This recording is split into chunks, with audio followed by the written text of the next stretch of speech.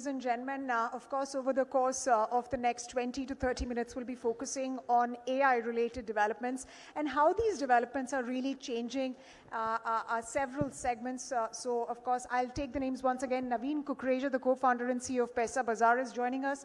Deepak, Sahni, the founder of Healthians, is joining us, and Ashish, Kashyap, the founder of IND Money. But let me come to you first, Deepak, in terms of the kind of changes that we're seeing in the health industry, and that's what everybody's been seeing. That it is the health segment that is going to see a massive change. Besides health, there's going to be changes in education, there's going to be changes in the delivery of services that India has been rather focusing on with respect to DPI, digital public infrastructure. So with DPI, we saw payments ecosystem being catalyzed, but a similar change could come in the health ecosystem as well. Tell us from your understanding the kind of disruption that you're seeing and the opportunity that it really brings to the table. Give us in specific terms.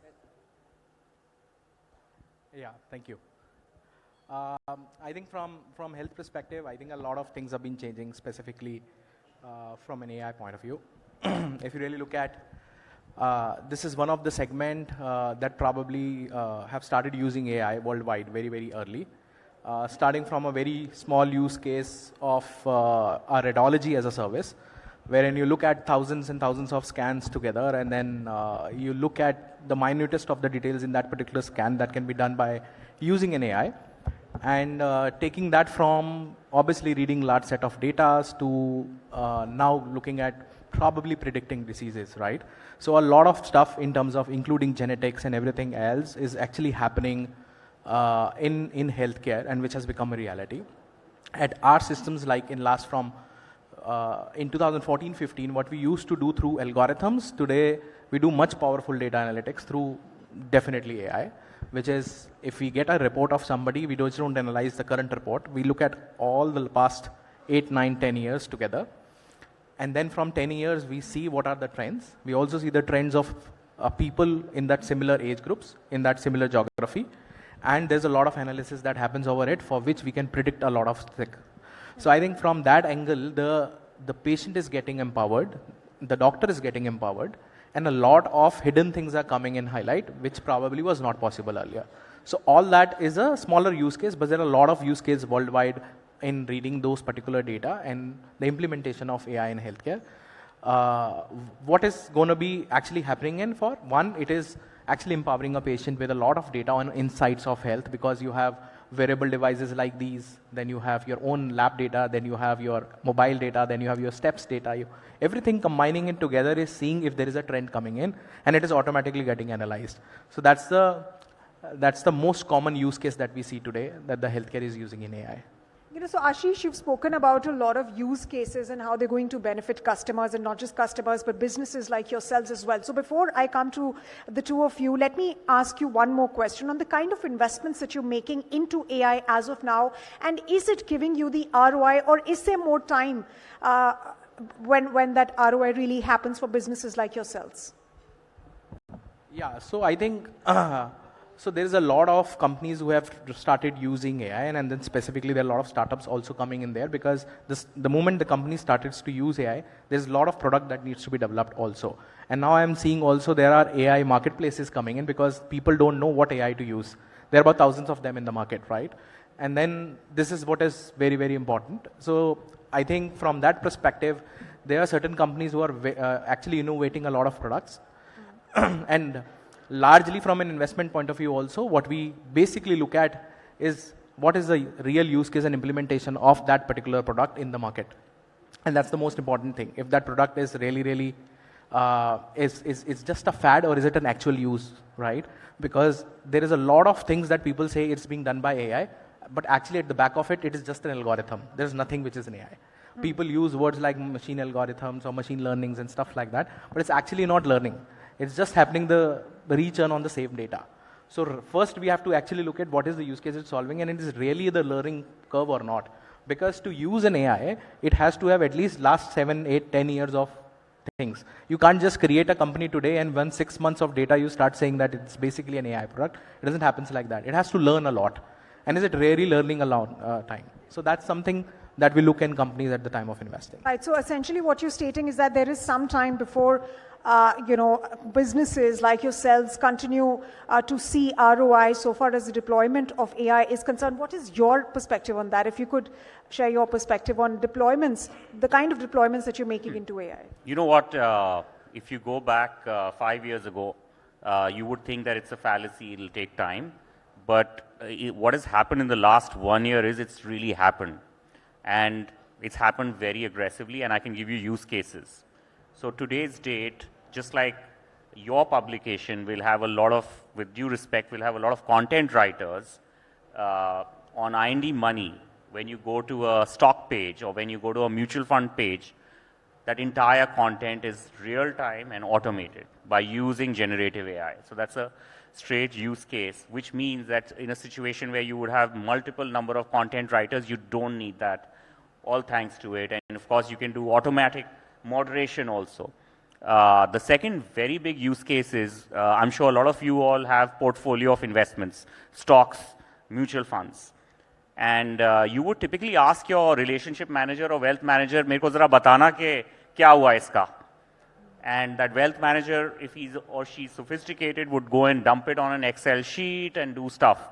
Whereas now, all this information we are able to deliver to users that listen, what should you be doing? Not typically direct advice, but what activities should you be doing to improve your portfolio? Are you well allocated or not? Information which is available real time, which would be very hard for human beings to process. So that's the second big use case for us. The third big use case for us is customer service. And that's actually the hardest. If you go back 10 years, everybody tried to crack chatbots. But now it's really happened because we see that a lot of intelligence has come into the bots being able to answer and resulting in speed turnaround time and resulting in number of people needed to do the same. And last but not the least is, at least in my company at IND Money, every engineering team needs to be now using AI. So whether you're writing automation QA, whether you are generating code, whether you are even generating high-level algorithms, test it with the AI tools. So I think now it's just here, it's just happened, right? We cannot run away from it. Everybody needs to embrace. Absolutely. We can't really run away from it. So how are you not running away from it? And of course, incorporating AI into your business. And I want to understand from the point of view of going beyond bots, because that's what we saw in late 2023, 2022, 2023, when chatbots or OpenAI's ChatGPT first came into the picture. But how are you innovating beyond just chatbots? And how is AI really aiding your business? Sure. So I run a fintech, Paisa Bazaar, and so does Ashish. So our view will be more from a fintech perspective. If you see the financial services industry, in terms of the contribution to the GDP, it's about a third of GDP, roughly, give or take. So it's one of the largest categories. And so would be the case, I think, if we see in terms of employment or the number of people associated with the industry. What I see is that across, Ashish talked about advisory, which I think is actually the most complicated piece and will evolve over a period of time. But what will happen first, and what we are working on as a company, are I think areas like service, for us sales. So we employ, for example, 3,000 people who are assisting consumers in selecting, then applying, then kind of going through the benefits of the products, whether it's credit cards, personal loans, home loans. And thirdly, in terms of operations. So you see the banking industry in terms of the number of people who are deployed in operations doing what is a fairly mechanized or mechanical kind of a repeatable job. And some of that will be the easy use cases which will get replaced with or used, where the AI will come in. Initially, it will augment the productivity of the people. But of course, the big risk for the country and from an employment perspective would be that if it replaces the job. Absolutely. We will see that, the chatbot is something that, like Ashish said, will go more towards advisory, etc. But what we are working on as a company is we are trying to see the repeatable part of both service, operations and sales, and how AI can help take part of that role and thereby augment the productivity of the remaining employees. But of course, that will mean that not as many employees would be required to do the same level of activity. We're also working on technology use case that Ashish talked about, but I think he covered it really well, so I won't add to that. But across sales, ops, service, technology, I think the first use case will start to become visible in the next 1 year only. I think advisory, which is fairly complicated, will start now. Great to hear that it started, but I think over a period of time it will evolve, and I think replacing the humans or the advisors will be probably the second phase of that. So what percentage of those jobs will get replaced? Because I'm asking you this question, I'm glad that you brought this up and accepted that there will be some roles that will be replaced due to AI, and that's something that DBS Bank CEO has also just stated, that 4,000 jobs over the next couple of years at the bank will get replaced due to AI. He said that in the past 15 years, he's not seen anything like that. So that's consequential, right? If a CEO of such a big bank, such a big conglomerate is making those kind of claims, so what percentage of jobs will be lost, at least in your sector? And then I'll come to the two of you. I think if we look at the work that's repeatable and replaceable with AI in the first phase itself, and then and hence making the people who remain far more productive, making them productive by 2x looks like a fairly achievable target from a next 1 to 3 year perspective. And if you're making somebody more productive by 2x, and if the business was not growing, of course the jobs will reduce by half.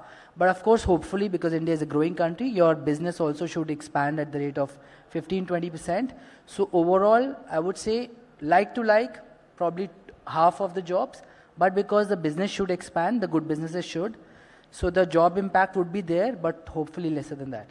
But Ashish, the big question then is that companies, if these kind of roles are getting outdated and these jobs will be lost to AI, then it is incumbent upon companies to partake in skilling and reskilling initiatives so that the workforce of tomorrow is AI ready and it's ready for any kind of technological changes that are happening. I think there is a lot of democratization of AI which has happened.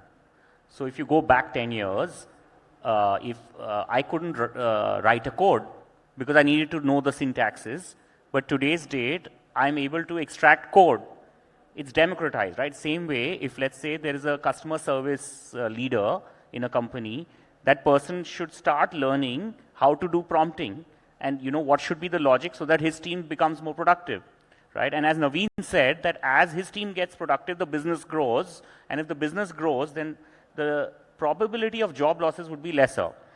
But having said that, the people who don't evolve, which in any scenario, survival of the fittest, right? If people who do not evolve will have disruption, and that will be large percentage in some of the subsectors in our industry.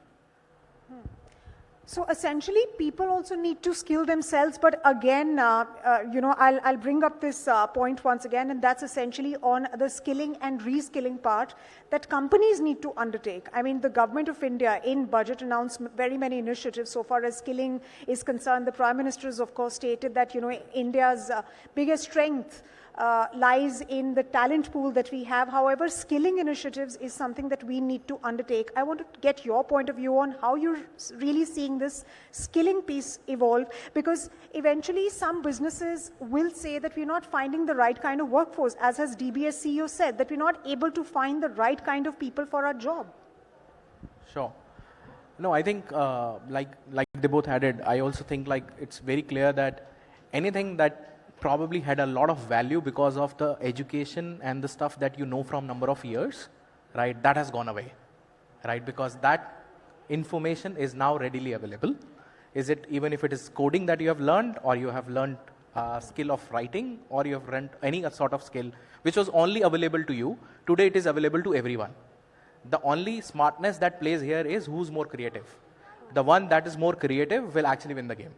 right? And that's where he talked about the new roles like a prompt engineering, right? So all in all, I see there is going to be a lot of new roles coming in. There are a lot of new jobs coming in, but at the same time, some jobs are definitely going to be effective. Now skilling comes to the picture. Now, the skilling people think right now is if you know how to run ChatGPT, it's a skill. It is not, right? Because there is a lot more behind it, right? So, and also it is a lot of responsibility on companies and the people using this particular thing, because what you input is going to come as an output later, right? So you should first know what to input. And that is one where the skilling is required, because you're making a program learn and the input has to be very, very precise and clear before you need the output from there. And that's where the whole learning process and everything comes in. I think organizations will definitely put this thing, but organizations are further on risk, because if I tell my content writers to use ChatGPT and do the content thing and give me 4x productivity, I know finally this content is not accepted, right? So I need to also train them and tell them that for some stuff, you should not use it. And for some stuff, you can use it. So all of that will also come in picture. Right, Deepak. Naveen, you want to make a point? Yeah, I just wanted to add a point on the skilling part. While I think what we need to do as companies from the next 1-2 years, everybody is getting visibility and we'll do the job. So, technology team skilling, etc. is something that's already happening. At least we are doing it. I'm sure Ashish is doing it. I'm sure Deepak is doing it. I think an interesting long-term problem that I'm not only a CEO of a company, I'm a father. My son is 13. So when I think about people of that age who will come into workforce, let's say about 8 to 9 years from now, how do you think about skilling them as a parent, as an educator, etc.? And at least my personal belief is that basic skills like ability to problem solve, ability to be very dynamic, ability to be creative, ability to handle pressure, and ability to be patient and execute things. Some of those skills will become very important, because a lot of needs to know the coding, for example, Ashish said, all of that would have evolved so much that you don't know which particular coding skill or language skill to impart to these kids. Absolutely. And Ashish, let me get in your perspective here. Now, when we talk about skilling and reskilling in jobs, there is a very, very crucial aspect to all of these themes, which is wages. Viyanantha Nageshwaran, India's CEA, said a couple of months back that while companies' profits have soared to record highs in the March of 2024, wages of professionals, especially at entry-level jobs, haven't really moved up that much. And that seems to be a big concern. So how are you really seeing the issue of jobs further exacerbating due to the advent of AI-related disruption and developments? I think the key metric for us by the way, the last quarter was pretty bad in terms of earnings. I'm sure you guys are aware. But I think the key metric for all of us to chase, you guys as content creators and we guys as, businesses, is per capita GDP. That is not GDP, actually per capita GDP. That is like the North Star metric, which we all need to chasing. My sense is at $3,400, that changes the game. If I can just add a small point, and you mentioned about wages, I think one of the big challenges for countries would be that with AI coming in, there's already a risk of rich becoming richer, poorer becoming poorer. And with AI, that difference can become wider. And the wages at the top end will not be an issue. But you're absolutely right that how do we create a balance as a country? And it may not be possible for individual companies, but as a country collectively, if we can try and think of creating some sort of, whether it's a digital public infrastructure in AI, like India has done, or creating some sort of balances will be a very important challenge for the Absolutely, country. and which is really the larger worry when we speak with economists and, of course, policy makers as well. One final comment from you, Deepak, on this issue, and how do you really see this wage gap widening even further, due to AI-related developments in the space, and what are you doing as a company to sort of mitigate that? Sure. I think specifically in our space, even if the AI comes, still it is a clinical space, so you need to have an expertise. So that is not getting affected by AI anymore. but definitely for the other spaces, it is definitely getting affected. And I think the gap is also not just because of the reason of AI, but the gap is also about the people who have been in a particular, I would say in a particular job or a particular department from so many years, have been actually getting up and up and up, but their skills have not actually been matching in. So today, a company starts looking at from a place that the same skills can be probably achieved in about 30% less or 40% less. And that makes that person redundant or probably not growing at 30%, which he used to grow in the company. So it is also actually a upskilling game that a person needs to continue to do to deliver to a company, right? Which is really incumbent upon companies and businesses like yourselves to undertake some of those skilling and reskilling initiatives, even as we keep developing into this age of AI. With that, gentlemen, thank you very much for joining us here on stage and for some of those insights. Thank you.